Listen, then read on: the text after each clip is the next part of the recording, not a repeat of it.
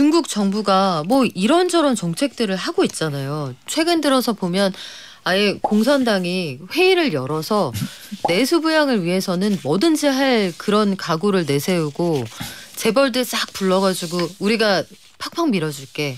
돈도 꺼줄게. 이런 정책들을 하고 있는 상황인데 이렇게 해도 안 될까요? 그러니까 이제 기다리는 신호가 아직 안 나왔다. 기다리는 신호라 함은 어떤 걸까요? 그러니까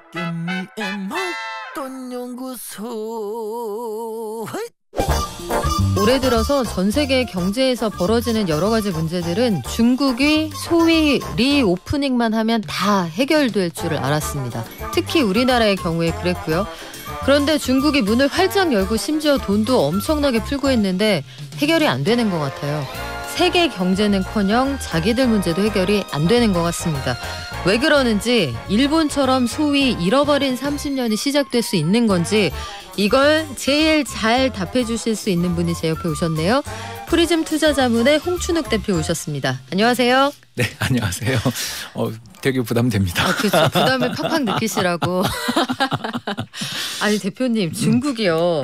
요즘에 왜 그래요? 최근에 나온 중국의 2분기 GDP 성장률을 보니까 6.3 이렇게 나왔어요.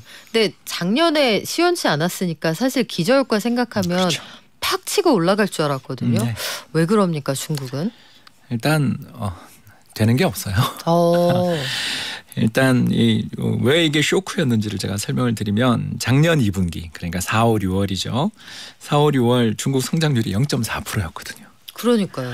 예, 그러니까 이번에 당연히 한 7% 나올 줄 알았거든요. 그 큰 나라가. 예, 근데 이번에 6.3이 나왔는데 이 6.3이라는 숫자도 실망스럽지만 더 중요한 건 지난 분기 그러니까 1, 2, 3월 대비 얼마나 좋아졌냐 이게 중요하잖아요.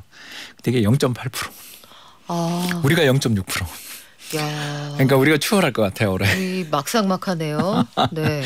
웃을 일이 아닌데 웃음이 나오는 건 이게 이제 참 답답해서 나오는 웃음인데요. 이렇게 중국 경제 성장률이 이 모양으로 엉망으로 나오게 됐던 이유는 너무나 많지만 가장 큰 건 수출입니다.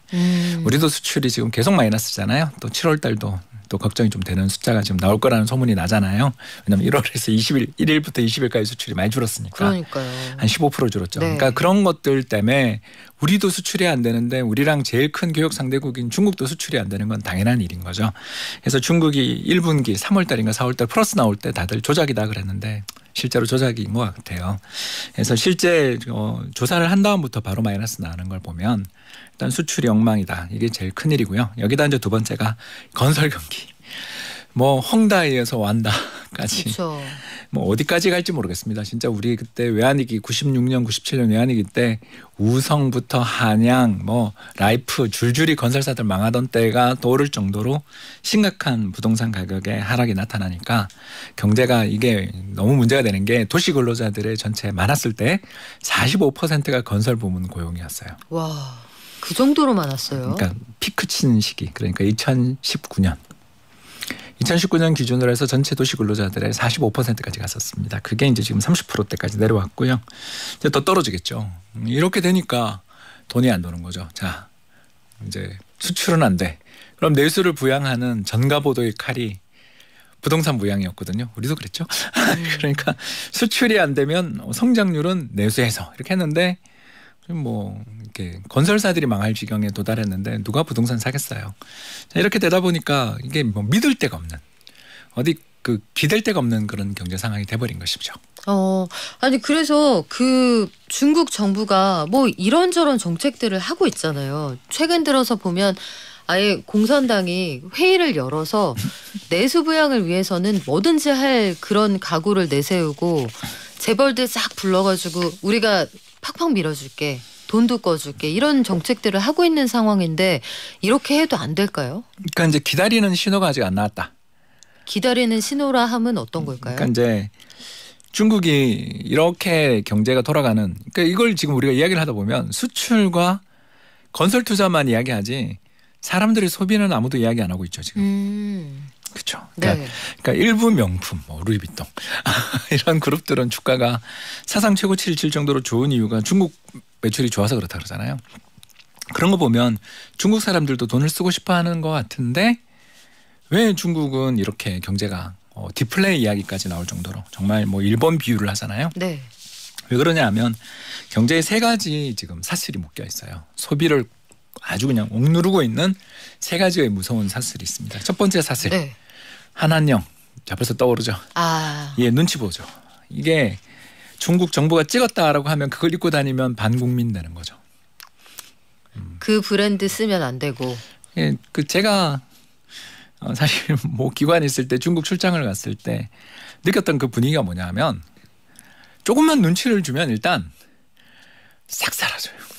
소위 말하는 애국 소비 바람. 애국 소비도 애국 소비지만 그 인터넷 내에서 움직이고 있는 소분홍이라는 그런 집단들이 있는데 간단하게 말하면 이제 댓글 부대죠.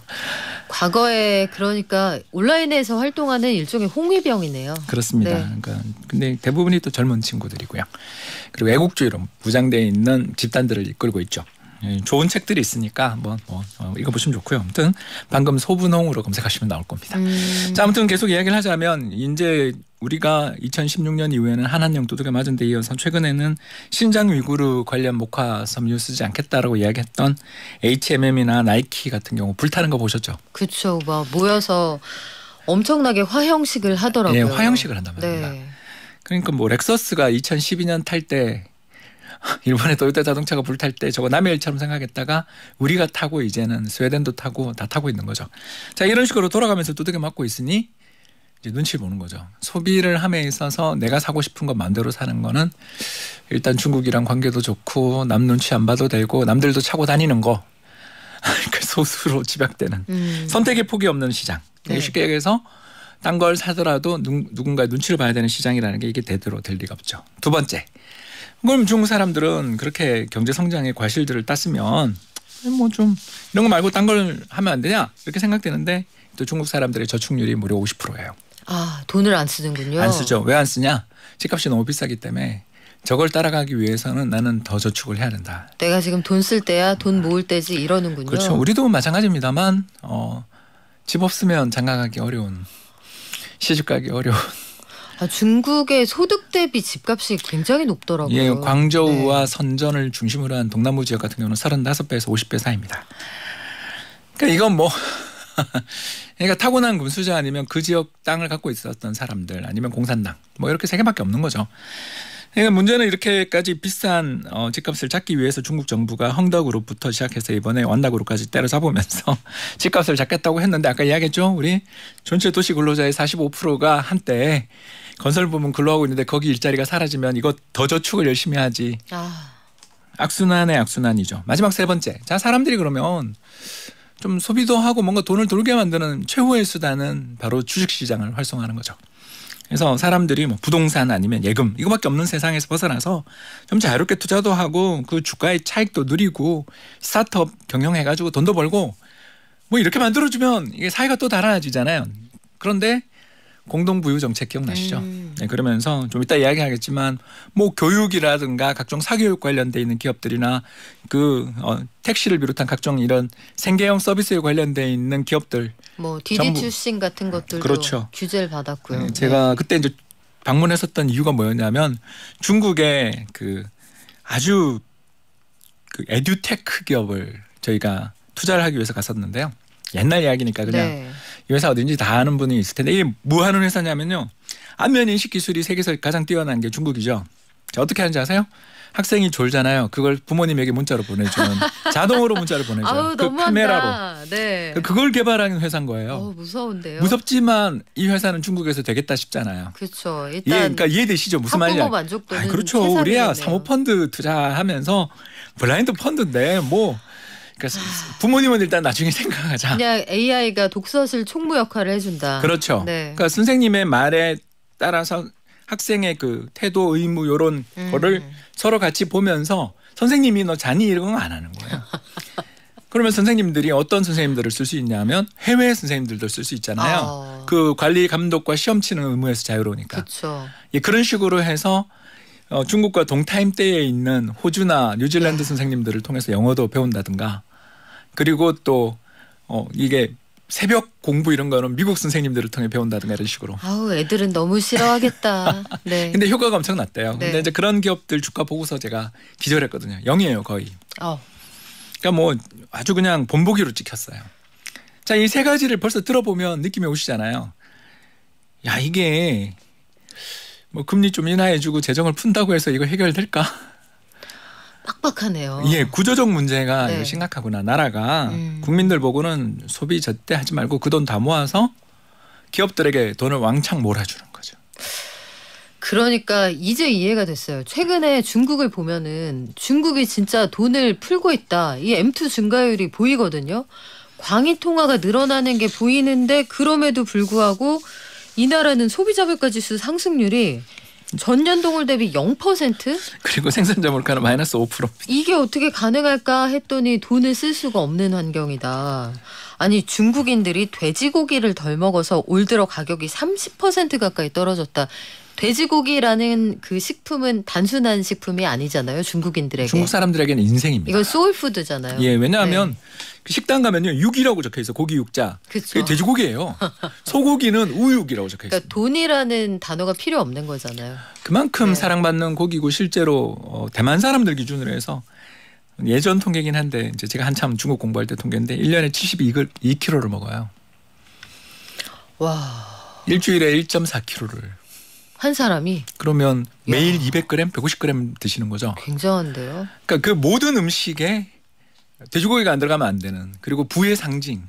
이제 요새는 줄었다 그러더라고요. 예전에 제가 한참 뭐 이렇게 사료 이런 거 투자를 위해서 공부하다가 네. 중국 사람들이 언젠가는 대만 사람 식습관을 따라가지 않겠느냐라고 생각하면서 공부하다가 알게 됐던 그 놀라운 사실이었는데요. 이 사례에서 보는 것처럼 중국 사람들에게 있어서 부자가 됐다. 우리는 이 밥에 고깃국이라면 거기는 돼지고기를 먹는 거거든요. 근데 그 돼지고기조차 안 먹는다. 심리가 죽은 거죠. 야, 그럼 우리가 생각했던 것보다 그 내부에서 벌어지는 그런 변화들이 굉장히 빠르다는 얘기인데 그렇죠. 우리가 이 빠뜨리지 않고 짚어야 되는 게 미중 갈등이에요. 맞습니다. 반도체 얘기. 또 반도체뿐만 아니라 중국이 일어나려고 하는 그 첨단 기술과 관련된 문제들, 규제들 이런 것도 영향을 줬겠죠. 이게 사실 제일 크죠. 수출이. 그러니까 우리랑 대만 수출을 보면 중국 수출이 다 보이는데 한국도 마이너스 20%, 대만도 TSMC부터 시작해서 반도체 집적 회로 장비 수출이 지난달 마이너스 20.8%였거든요. 그래서 2009년 3월 이후 최저치를 기록했어요. 수출 증가율이. 이 정도면 중국도 무사할 수 없었는데 실제로 3, 4월 통계가 이상했고 그 뒤 나오고 있는 5, 6월 통계 보면 지금 마이너스 10%대로 가고 있는 중이고 특히 지역별 수출 증가율을 봤더니 미국으로 간 게 마이너스 20%, 대만으로 간 게 마이너스 30%, 한국으로 간 것도 마이너스 22% 정도. 그러니까 이건 중국 통계입니다. 우리나라 통계랑 약간 차이는 있는데 네. 한마디로 말해가지고 예전에 어렵게 만들어놨던 그 밤 노이스가 만들었던 그러니까 이제 인텔을 만들었던 그 불세출의 경영자이자 천재 이 밤 노이스가 선을 긋고 있는 서비스를 하고 있는 기계의 집적 회로에 그걸 선을 그어서 옛날에는 했지 않습니까? 하는 네. 걸 보면서 이거 우리보다 교육을 잘 받은 동아시아의 사람들이 훨씬 더 잘하지 않겠냐. 라고 시작하면서 홍콩에 제일 먼저 공장을 지으면서 어마어마한 반도체 공장들이 전부 지금 동아시아 3국에 이제 일본까지 하면 4국에 다 와 있는 거고 서로가 서로를 이렇게 끌어주면서 그래 저 파운드리는 대만이 잘하니까 너네 거기 해. 대신에 단순 가공 조립부터 시작해서 이런 건 팍스콘 중국 저기 정저우에서 제일 잘하지.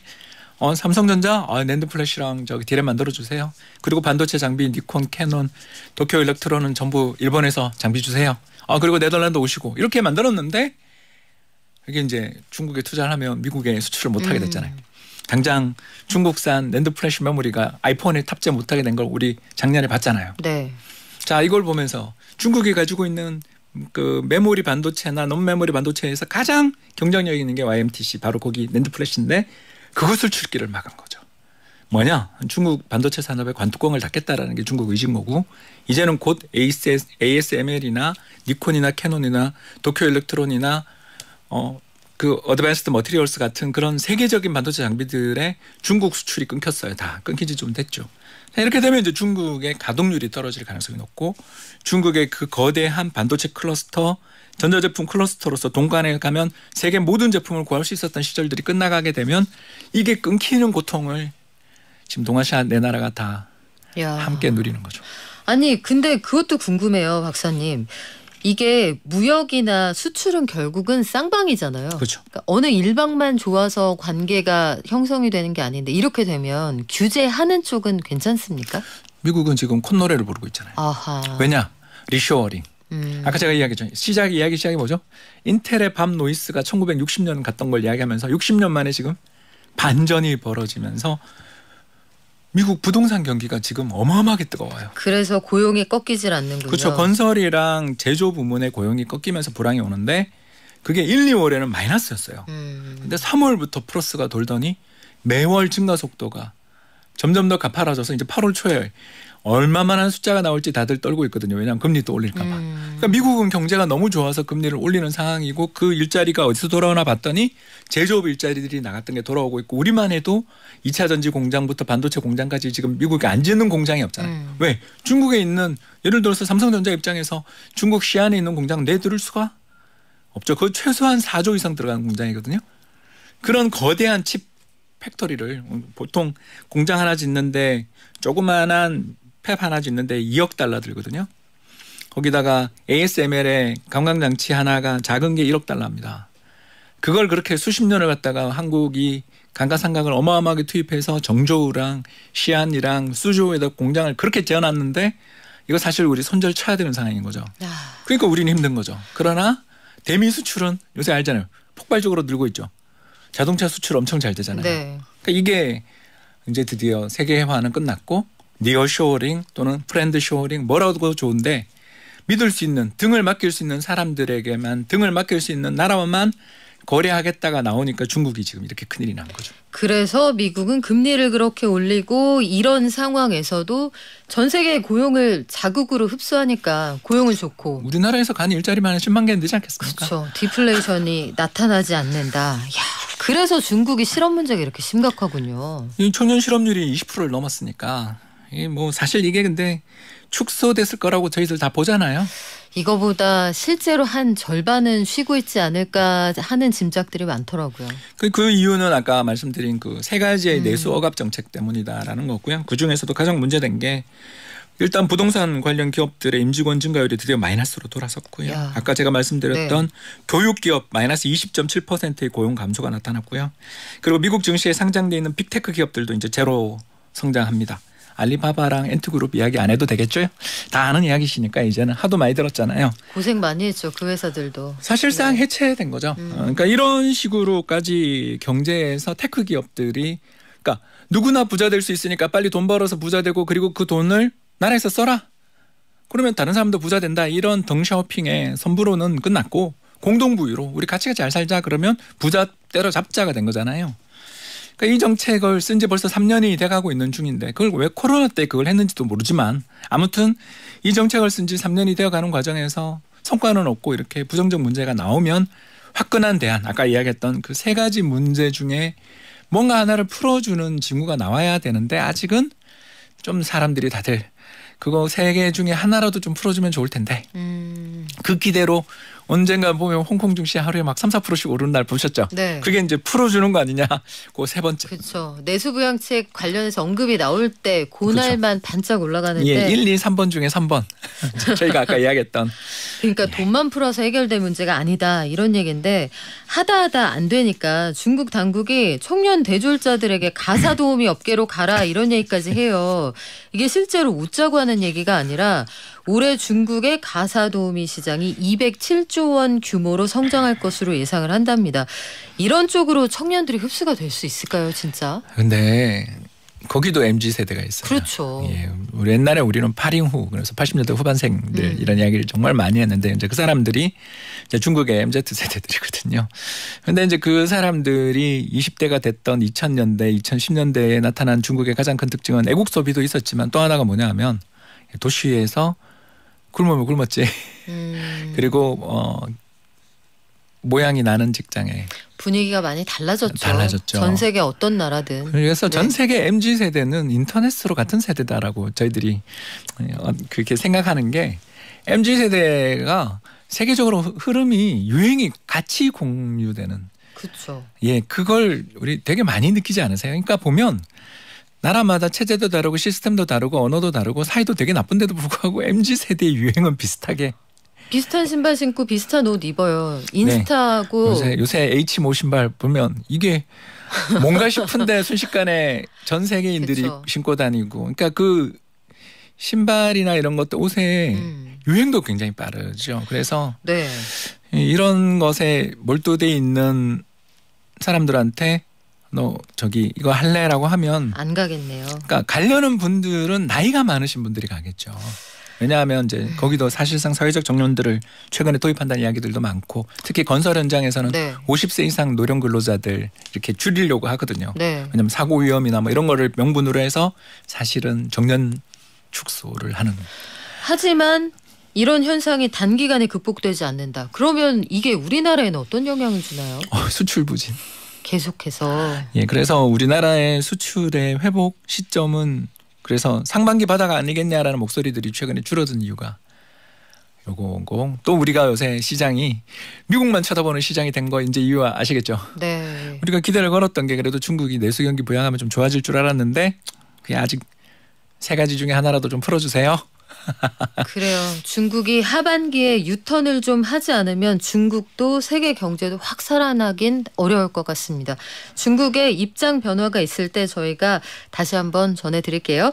지금까지 프리즘 투자자문의 홍춘욱 대표와 함께했습니다. 고맙습니다. 감사합니다.